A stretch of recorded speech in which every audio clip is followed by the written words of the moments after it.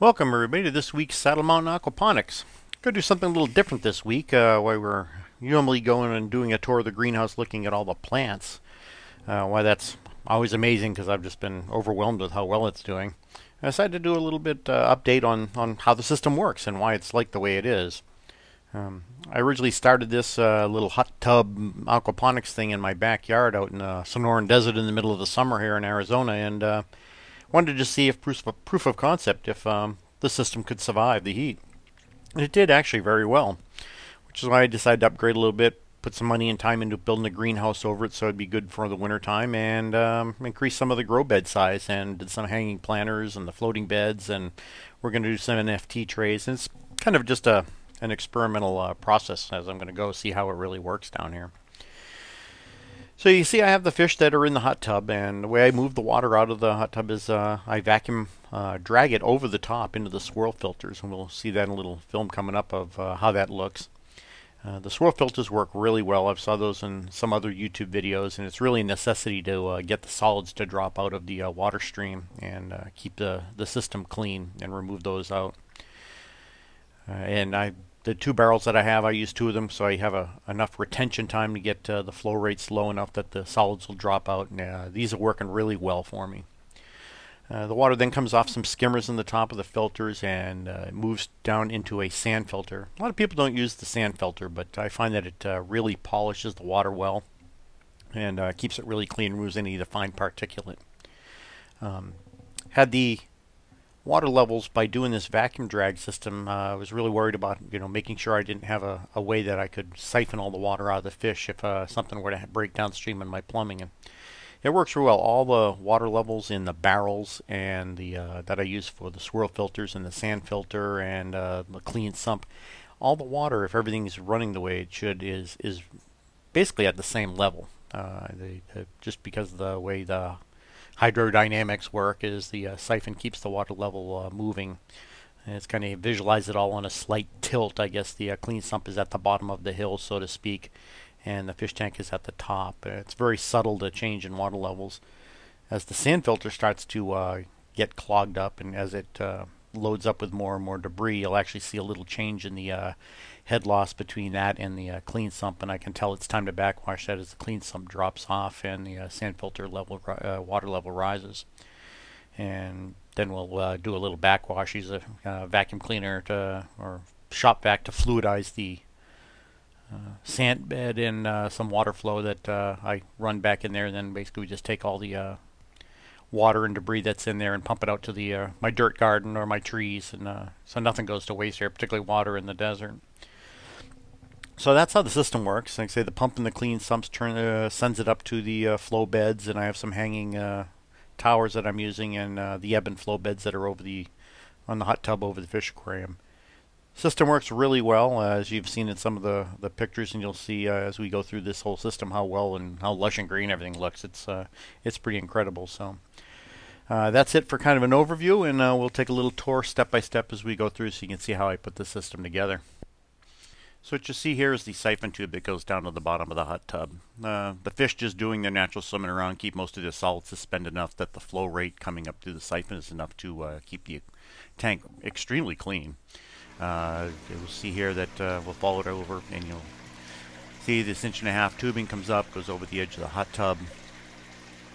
That brings the siphon in. We get to the other end. There's a couple of control valves that drop back down to the level of the water, keeping the seal and controlling the flow into the swirl filters. And this little stub valve I have right here on the top there is where I put the shop vac to get the siphon started. And those control the flow, and it works pretty well. So from the control valves, the flow drops back down there, causes the siphon, since it goes below the water level in the hot tub, and comes over here into these two barrels that I have here, and those are the two swirl filters. Having two of them gives me the retention time to have the solids drop out. It comes in through the lower pipes there and goes to that little T with the 45s in the end, gives a little circular swirling motion kind of thing as the water goes around. You can see in the bottom quite a few of the solids drop out. Those don't go to waste. They go out into the garden or on the trees when I clean out the system. We'll talk about that after. And you can see the piping just goes on over to the other filter, and it's exactly the same. So as you can see, after the solids have dropped off, pretty clear water will then overflow the center skimmer, the wear if you want to call it, and follow that piping out of the skimmer, and it goes over to the next station, which is the sand filter that we talked about earlier.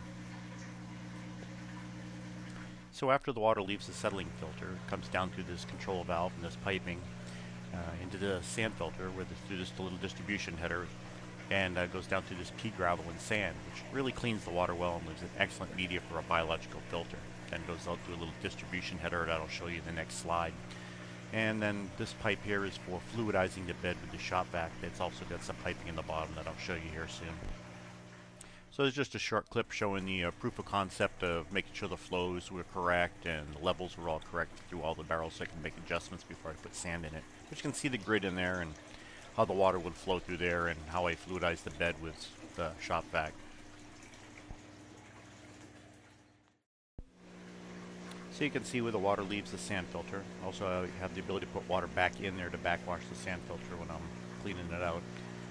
Comes into my clean sump where I have some air stones to raise the dissolved oxygen content. Keeps the water, look how nice that water looks. Keeps the whole system clean here.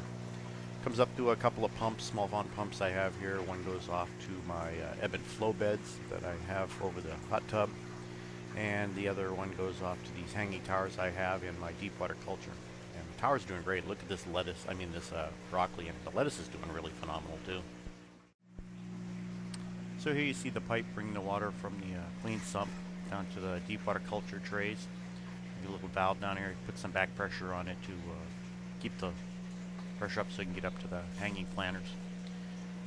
Come under here, I get a little distribution header. It goes down there, and you can see the air stones in there to kind of keep the water oxygenated, good healthy roots on the plants. And the plants are doing just well, really well. It's phenomenal how well they're doing. Didn't expect that after having worked with the ebb and flow beds. I kind of thought that this was kind of an experiment. I wasn't kind of skeptical on how it would work. Got a little standpipe here that keeps the water level correct in the tray, as well as the return from the hanging planters there. Comes down and gravity flows back into the clean sump where the water is reused over and over.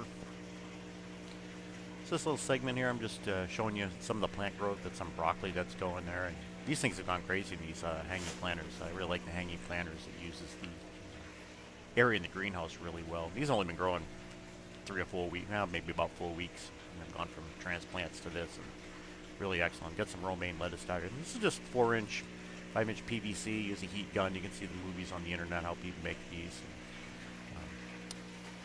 Pretty easy setup to do.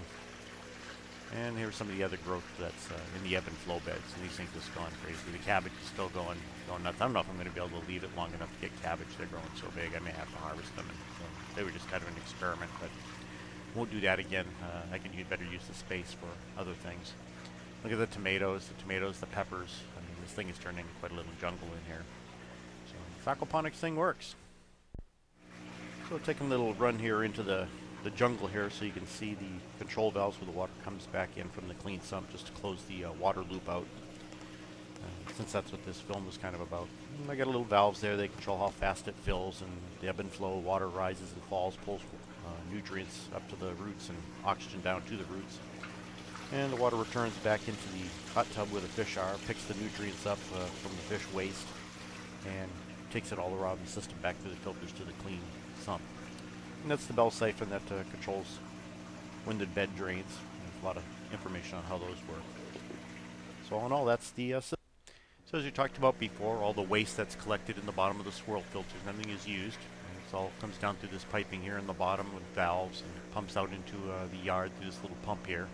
Goes to my garden and the trees and the things that I can use it in. So none of it goes to waste, and all the nutrients are used, and we conserve the water because it is a desert and we don't want to waste that resource. So that's the overview of the system. Hopefully the drawing makes a little more sense now and how it works. If anybody has any questions, feel free to drop them onto the website or the YouTube channel, and I'll see if I can get back to you with any answers. And if anybody out there sees anything that they think I can be doing better, by all means, please give me some suggestions. This is a experiment in the process of doing it out here in the hot desert, and we're going to see what we can grow, and this is going to continue on. I'm going to try some nutrient film trays probably later on. I don't know if I'll try them this summer because it's going to be pretty hot, but may try those, and we'll try some other crops and see how they do. Like I say, I've already learned you don't grow cabbage in my little trays like that because they just take up too much room.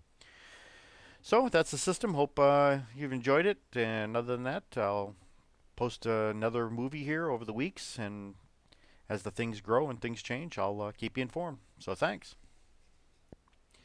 Just a little update. Last week we had a fish jump out of the hot tub and found him laying on the floor of the greenhouse, and wasn't sure how long he had been out, but he showed a little sign of life, so we hosed him off and put him in a barrel with the air stone and see if he would come back. And he got a little frisky, came back, put him back in the tank, but when all was said and done, he wasn't right in the hat. So we culled him, brought him inside, put him on the cutting board, and turned him into fish fillets, put him on the grill and cooked him up. Put him on a plate with a bunch of vegetables out of the greenhouse, and it just goes to show you the kind of bounty that you can have out of a pretty small area in your backyard. And you get to control what you're eating because you kind of know what's in it all. So it's a pretty good hobby to have. Again, if you guys have any questions, feel free to drop a line onto the channel, and we'll see if we can get back to you. And again, any suggestions are always welcome. And other than that, eat well and have a good day.